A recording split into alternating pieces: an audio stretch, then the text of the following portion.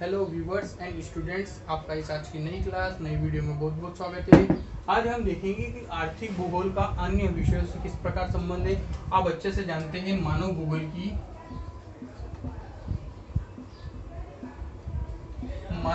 की उपशाखा का नाम क्या है? आर्थिक भूगोल।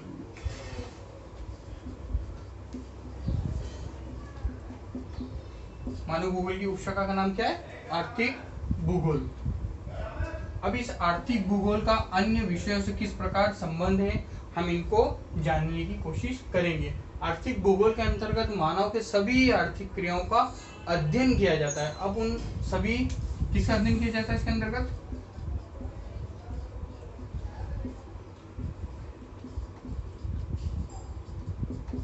मानव की। किसकी? मानव की। यानी कि मानव की सभी आर्थिक क्रियाओं का अध्ययन किसके अंतर्गत किया जाता है? आर्थिक भूगोल के अंतर्गत। और आर्थिक भूगोल किसका पार्ट है? मानव भूगोल का। अब हम इन जो आर्थिक क्रियाएं मानव करता है वो किन किन विषयों से संबंधित करता है, यानी कि आर्थिक भूगोल का अन्य विषय है जैसे अर्थशास्त्र और जो दूसरे विषय हैं उनसे किस प्रकार संबंध रखता है, हम इसे आज पढ़ेंगे, जानने की कोशिश करेंगे। तो आप हमारे साथ इस वीडियो में बने। अब हम देखते हैं स्टूडेंट्स कि आर्थिक भूगोल का अन्य विषयों से संबंध किस प्रकार है। इन्हें मुख्यतः 3 भागों में बांटा गया है। आपका टॉपिक का नाम जो है अर्थशास्त्र, आर्थिक भूगोल एवं अर्थशास्त्र एवं अन्य विषयों से संबंध, ये आपका पहली यूनिट का दूसरा टॉपिक है, ठीक है ना। तो पहला भाग क्या बना दिया गया? अर्थशास्त्र। दूसरा भाग क्या बना दिया गया? संबंधित विषय, उसके अंतर्गत ये 5 आते हैं। और तीसरा भाग बना दिया अन्य विषय। यानी कि मुख्य या मोटे तौर पर हम कह सकते हैं कि आर्थिक भूगोल का अन्य विषयों से संबंध को हम 3 भागों में, 3 रूपों में विभक्त कर सकते हैं या बांट सकते हैं। अब उसमें पहला क्या दिया है? अर्थशास्त्र। दूसरा क्या है? संबंधित विषय, उसके अंतर्गत कृषि भूगोल, संसाधन भूगोल, औद्योगिक भूगोल, परिवहन भूगोल और वाणिज्य भूगोल आते हैं। और अन्य विषय इसके अलावा, ये तो हो गए मेन। पहला कौन सा हो गया? अर्थशास्त्र। दूसरा कौन सा हो गया? कृषि, संसाधन, औद्योगिक, परिवहन और वाणिज्य भूगोल। ये दोनों मेन है, ये आपको याद भी रखना जरूरी है, क्योंकि आपके एग्जाम के पॉइंट ऑफ व्यू से देखें तो ये दोनों बहुत मेन हो जाते हैं, क्योंकि ये क्वेश्चन आपके एग्जाम में जरूर देखने को मिलेगा, ठीक है। और अगला इसको थर्ड यानी तीसरे भाग में बांट दिया गया अन्य विषय, यानी इनका भी, यानी कि पर्यावरण विज्ञान, समुद्र विज्ञान, इतिहास, मृदा, जलवायु विज्ञान, रसायन विज्ञान और भूगर्भ विज्ञान का भी किससे संबंध है? आर्थिक भूगोल से। और आर्थिक भूगोल किसका पार्ट है? मानव भूगोल का। मैंने अधिकतर देखा है बच्चे ये कंफ्यूज हो जाते हैं कि आर्थिक भूगोल, मानव भूगोल और भौतिक भूगोल। अगर बच्चों से ये पूछते हैं कि मानव भूगोल के उपभागों के नाम लिखिए, तो बच्चे लिखते हैं कि आर्थिक भूगोल और भौतिक भूगोल। तो ये गलत है। आपको सीधा सा भाग याद रखना है कि भूगोल को कितने भागों में बांटा गया है? 2, मानव भूगोल और भौतिक भूगोल, ठीक है। अब उनमें मानव भूगोल को फिर उपभाग है कौन? आर्थिक भूगोल। ये आप याद रखिए कि भूगोल को 2 भागों में, मुख्यतः 2 भागों में बांटा गया, मानव भूगोल और भौतिक भूगोल। उस भौतिक भूगोल और मानव भूगोल के अंतर्गत आता है आर्थिक भूगोल। और आर्थिक भूगोल के अंतर्गत संबंधित विषय जो हैं, जो इससे जुड़े हुए हैं या इसके साथ कार्यरत रहते हैं, वो कौन कौन से हैं?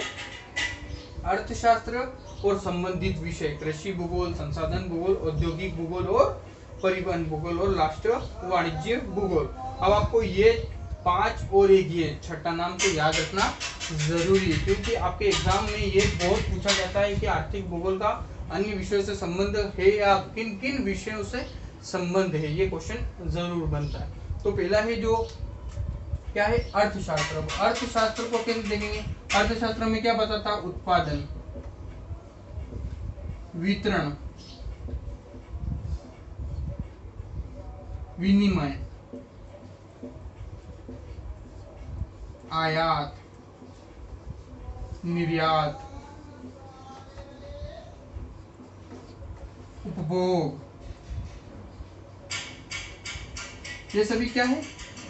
अर्थशास्त्र से संबंधित विषय हैं। अब मानव भूगोल यानी कि आर्थिक भूगोल के अंतर्गत हमें ये पता होना चाहिए कि हमें कितना उत्पादन करना है, कितना वितरण करना है, कितना उसमें विनिमय होगा, कितनी उससे आय प्राप्त होगी, उसमें कितना आयात करना है, उसमें कितना निर्यात करना है, उसमें कितना उपभोग करना है। तो ये सभी को जब हम करेंगे तो हमारा सीधा सा संबंध यानी आर्थिक भूगोल का संबंध किससे स्थापित हो जाएगा? अर्थशास्त्र, इसको इंग्लिश में बोलते हैं इकोनॉमिक्स। ठीक है। और अब दूसरा देखते हैं संबंधित विषय। इनका हम एक एक करके डिस्क्रिप्ट जितना मैं बता सकता हूँ उतना बताने की कोशिश करूंगा। नेक्स्ट पार्ट अभी उसका ही होगा। ठीक है। देखते हैं अब संबंधित विषय में किनको किनको रखा गया है। कृषि भूगोल, संसाधन भूगोल, औद्योगिक भूगोल, परिवहन भूगोल और वाणिज्य भूगोल। आप अच्छे से जानते हैं आर्थिक भूगोल के अंतर्गत कृषि भूगोल को भी सम्मिलित किया गया है, संसाधन भूगोल को भी, औद्योगिक भूगोल को भी, परिवहन भूगोल को भी और वाणिज्य भूगोल को भी। यानी ये किससे संबंधित है? आर्थिक भूगोल से मोटे तौर पर। और ये रहे जो अन्य विषय हैं, इसमें कौन कौन से आते हैं? पर्यावरण विज्ञान, समुद्र विज्ञान, ओशियानोलॉजी, फर्स्ट ईयर में पढ़ा होगा आपने। ठीक है। समुद्र विज्ञान, इतिहास, मृदा विज्ञान, जलवायु विज्ञान, रसायन विज्ञान और भूगर्भ विज्ञान, इन सभी का भी किससे संबंध है? आर्थिक भूगोल से। हम अब मेनली किनको पढ़ेंगे? अर्थशास्त्र को पढ़ेंगे, कृषि को पढ़ेंगे, संसाधन पढ़ेंगे, औद्योगिक पढ़ेंगे, परिवहन पढ़ेंगे और वाणिज्य भूगोल का किस प्रकार आर्थिक भूगोल से संबंध है, इसको जानने की और पढ़ने की कोशिश करेंगे।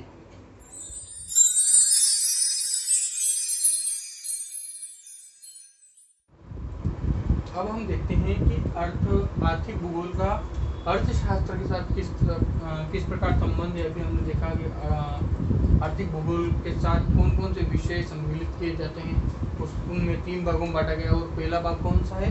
अर्थशास्त्र। अर्थशास्त्र को क्या बोलते हैं इंग्लिश में? इकोनॉमी। ठीक है। अब उसके अंतर्गत कुछ पॉइंटों के माध्यम से समझने की कोशिश करेंगे कि किस प्रकार आर्थिक भूगोल में अर्थशास्त्र का संबंध स्थापित किया जा सकता है या होता है। ठीक है। तो प्रकृति से मानव संसाधन प्राप्त करता है। आप अच्छे से जानते हैं मानव संसाधन कहाँ से प्राप्त करता है?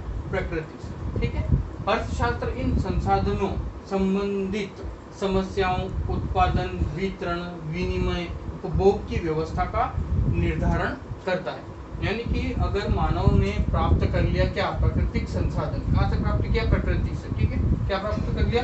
संसाधन। इन संसाधनों को तो प्राप्त कर लिया, पर इसको एक सुचारू रूप से एक स्ट्रक्चर के रूप में लाने के लिए उसको क्या क्या करना पड़ेगा? तो उसकी जो समस्या क्या क्या है? कितना उत्पादन करना है, कितना वितरण करना है, कितना विनिमय करना है और कितना उपभोग करना है और किस प्रकार वृद्धि करनी है, वो सभी का अध्ययन किसके अंतर्गत करता है? मानव अर्थशास्त्र के अंतर्गत। इसलिए आर्थिक भूगोल का संबंध किससे है? अर्थशास्त्र से। अगला देखते हैं, अर्थशास्त्र मानव का इस प्रकार अध्ययन एवं नियंत्रण करता है कि मानव संसाधनों का पर्याप्त मात्रा में उपयोग भी कर सके और प्राकृतिक संसाधनों का कम से कम दोहन भी कर सके। यानी कि प्रत्येक मानव को क्या मिल सके? संसाधन भी मिल सके और प्रकृति का क्या नहीं हो? हास नहीं हो। यानी इससे प्रकृति को कोई नुकसान नहीं पहुंचे। यानी सीमित मात्रा में संसाधनों का उपयोग भी मानव कर सके, प्लस और आने वाली पीढ़ी के लिए मानव अपने जो ये संसाधन है उनको रख भी सके और जो पीढ़ी अभी चल रही है या जो मानव भी जीवित है वो उसका उपयोग भी कर सके। यानी कि इसमें दुरुपयोग को रोकने की बात कही गई है। तो अर्थशास्त्र इन सभी का क्या करता है कि मानव को इस प्रकार की स्थिति उत्पन्न करने की कोशिश करता है। इन सभी साधनों के कारण उत्पादन, वितरण, विनिमय, उपभोग के द्वारा अर्थशास्त्र मानव को एक अलग से प्रक्रिया देता है कि विनिमय और उपभोग कर सके, उत्पादन कर सके, वितरण कर सके।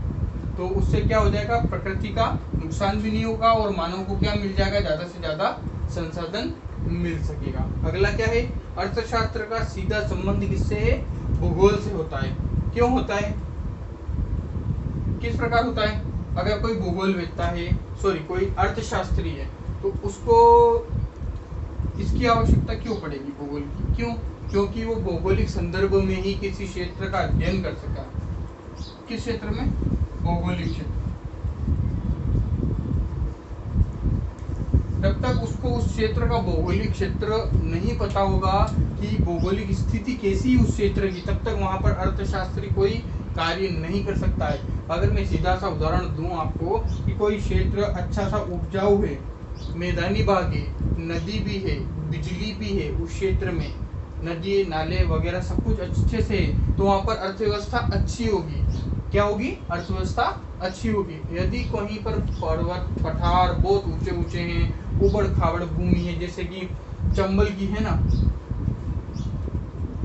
चंबल की कैसी भूमि है? उत्खात भूमि है, बिहड़ भूमि है, तो वहां पर मानव तो निवास नहीं करते, मानव निवास करते हैं पर वो डाकुओं के रूप में। क्यों? क्योंकि वहां पर छुपने के और ऐसे एरिया ज्यादा है, तो वहां पर क्या उत्पन्न किसका विकास नहीं हो पा रहा है? अर्थव्यवस्था का। इसलिए अर्थशास्त्री वहां पर कुछ भी नहीं कर सकते हैं। इसलिए अर्थशास्त्र के लिए क्या जरूरी है? भूगोल। इसलिए अर्थशास्त्र के जो संबंध भूगोल से है, तो भूगोल का संबंध आर्थिक भूगोल से है। ठीक, इसलिए हम सीधा सा कह सकते हैं कि आर्थिक भूगोल का अर्थशास्त्र के साथ संबंध है। अगला पॉइंट देखते हैं, थोड़ा जल्दी जल्दी करने की कोशिश करेंगे ताकि अगले भी आपकी क्लास हो सके।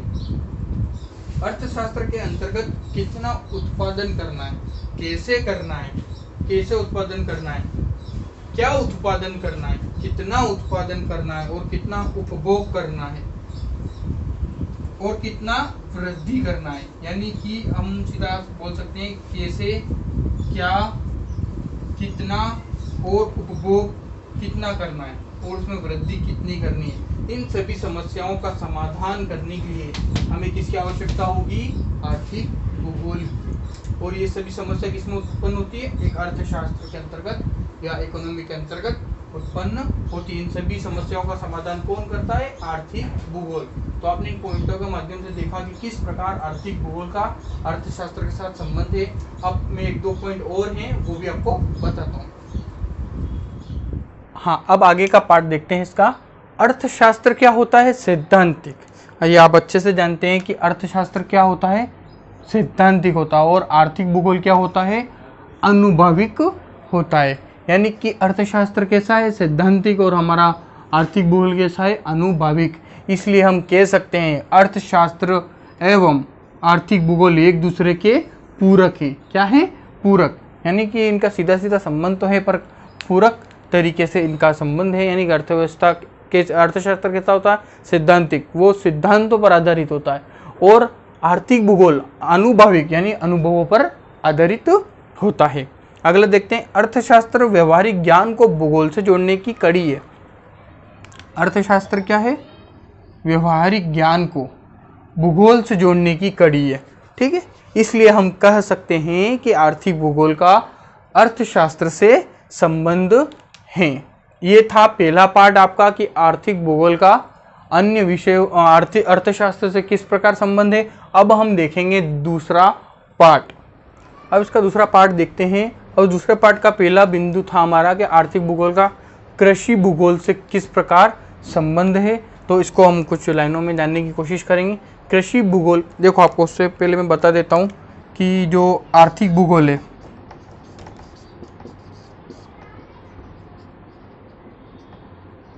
और कृषि, अब कृषि करने के लिए आपको क्या चाहिए? कृषि करने के लिए क्या चाहिए? भूमि, जल और संसाधन। और तो अगर कृषि करने के लिए चाहिए भूमि, जल और संसाधन और उर्वरकता के जो खनिज वगैरह जो भी होते हैं वो चाहिए, तो ये सभी किस में मिलते हैं? आपको भूगोल के अंतर्गत मिलते हैं। तो ये जो किसके भाग हैं? आर्थिक भूगोल के। तो सीधा सा संबंध कृषि भूगोल का आर्थिक भूगोल से है। और किस प्रकार है उसका अध्ययन हम इन बिंदुओं के माध्यम से करते हैं।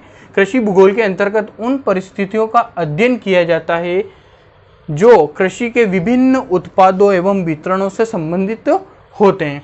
कृषि के क्या? उत्पादों और उनके वितरणों से संबंधित होते हैं। यानी उत्पादन करने के लिए क्या क्या चाहिए और उनका वितरण करने के लिए क्या क्या चाहिए, उन सभी को किस में पाया जाता है? आर्थिक भूगोल के अंतर्गत पाया जाता है। अगर उत्पादन कर भी ले और उनका वितरण नहीं हो पाए तो वो किसी काम के नहीं होते हैं। इसलिए आर्थिक भूगोल का कृषि भूगोल से सीधा सा संबंध है। अगला देखते हैं, आर्थिक भूगोल में कृषि हेतु उपयोगी दशाएं। जैसे अब आर्थिक भूगोल में क्या है कृषि के लिए, तो उपयोगी दशाएं, तो क्या चाहिए, पहले तो उपजाऊ मृदा, दूसरा क्या चाहिए, जल की मात्रा, फिर क्या चाहिए, सूर्य का प्रकाश, फिर क्या चाहिए, बोने और काटने का समय। क्या, फसल बोने का और काटने का एक निर्धारित समय होता है, एक सीजन होता है कि गर्मियों में ये वाली फसल उगाई जाएगी, सर्दियों में ये वाली फसल उगाई जाएगी और बारिश में ये वाली फसल उगाई जाएगी। जैसे कि आप जानते हैं चावल उगाने के लिए ज़्यादा पानी की आवश्यकता होती है, तो उनका बोने का और काटने का समय भी निर्धारित किसके आधार पर किया जाता है, आर्थिक भूगोल के अंतर्गत किया जाता है। राष्ट्रीय एवं अंतर्राष्ट्रीय व्यापार में भी इनका योगदान होता है। कृषि का अर्थव्यवस्था में योगदान, कृषि का किस प्रकार से अर्थव्यवस्था में योगदान है, यानी कि जीडीपी में कृषि हमारा कितना, आप अच्छे से जानते हैं, हमारे कुल 100% में से अगर हम देखें तो कितने प्रतिशत कृषि होती थी, 70%। अभी ये संख्या घट के कम होती जा रही है, क्योंकि अब क्या करते हैं कि कृषि क्षेत्र में किसान नहीं जाकर के दूसरे व्यवसाय अपनाने लग गया है, उसको कृषि कार्य में इतना लाभ नहीं हो रहा है। लाभ क्यों नहीं हो रहा है ये भी आप अच्छे से जानते हैं, पिछली क्लासों में हम पढ़ चुके हैं। क्यों, पहले एक व्यक्ति हुआ करता था, उसके पास 100 एकड़ जमीन हुआ करती थी, अब व्यक्ति 100 हो गए और एकड़ एक जमीन रह गई है।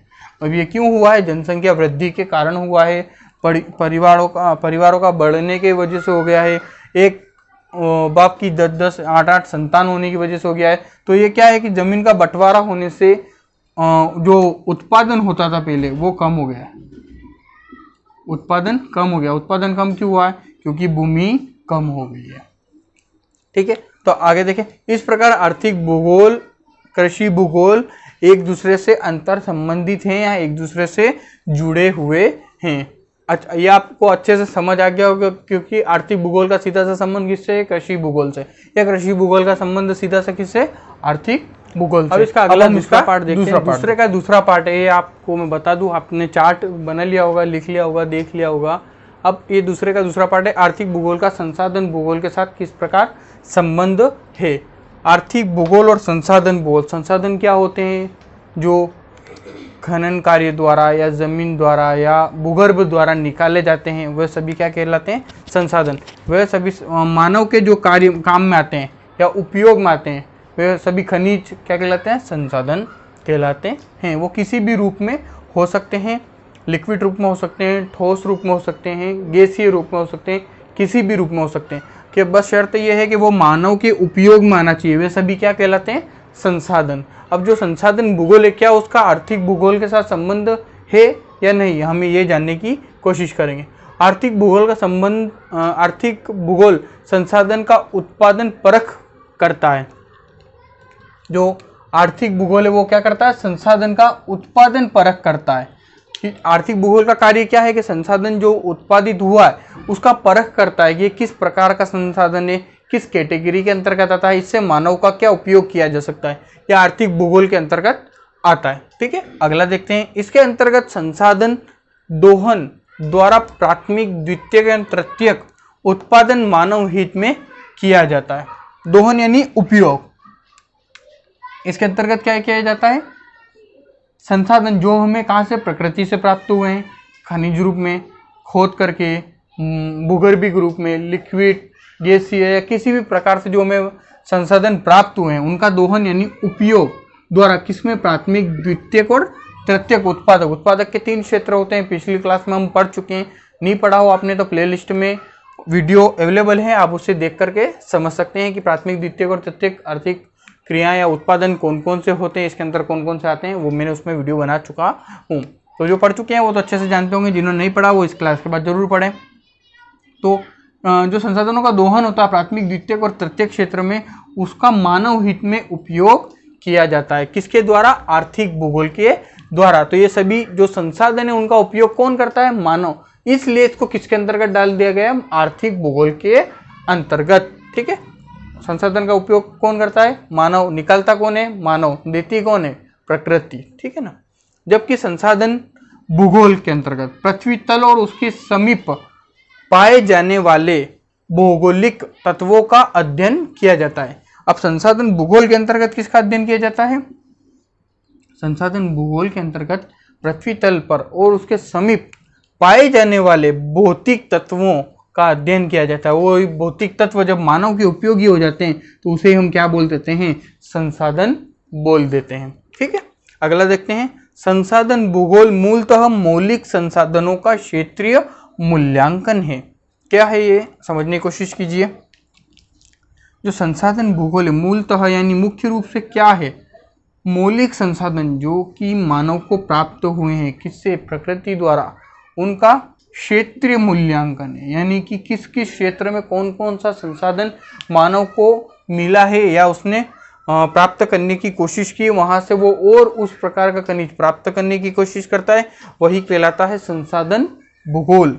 इसलिए हम कहा जा सकता है, अब देखो संसाधन भूगोल के अंतर्गत तो मौलिक संसाधनों का यानी कि पृथ्वी तल से प्राप्त संसाधनों का उपयोग किया जाता है, उसको बोलते हैं संसाधन भूगोल।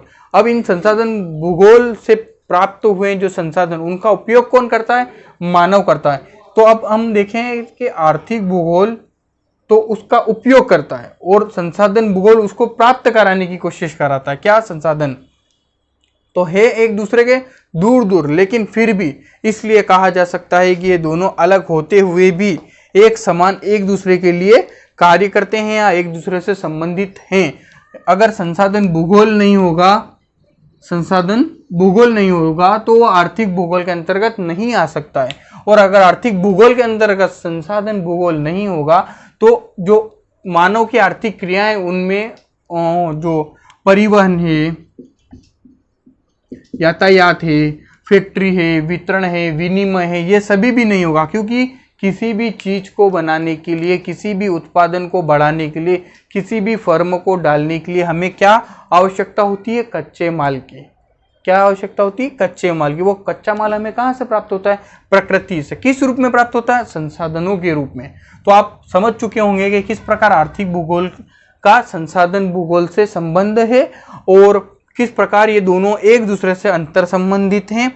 दो हम पार्ट यानी 3 पढ़ चुके हैं, अर्थव्यवस्था पढ़ चुके हैं, अर्थशास्त्र पढ़ चुके हैं और 2 इसके भाग पढ़ चुके हैं। अगला हम नेक्स्ट वीडियो में देखेंगे, वरना ये वीडियो बहुत लंबी हो जाएगी। तो तब तक के लिए जय हिंद, जय भारत।